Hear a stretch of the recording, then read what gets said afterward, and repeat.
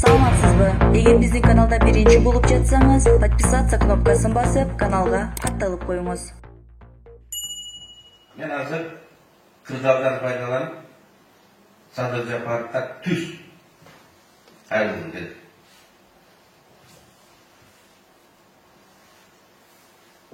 Алдыга чоң бийик максаттарды коюш керек.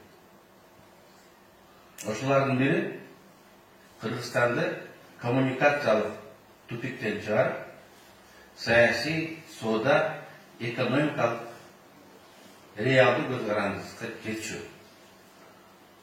Дүйнөнүн 4 океанына жол ачуу. Бул Петр биринчи койгондой эле стратегиялык тапшырма. Эгер ушул жолду баштасам, ел колдоп кетет.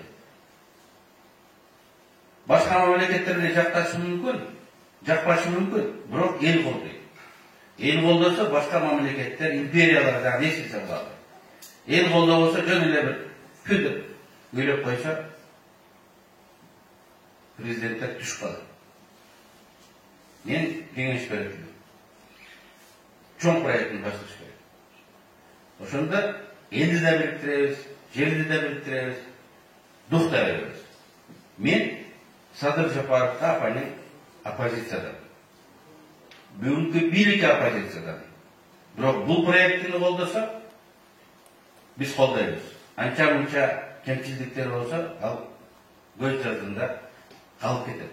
Анткени эл тарых оптон ой жүгүртөт. Майда чүйдөлөрүн эстеп отурбайт.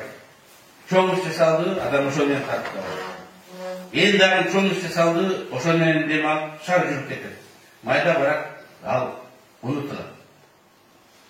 Ушундай чоң тарыхый кадамдарга чакырат.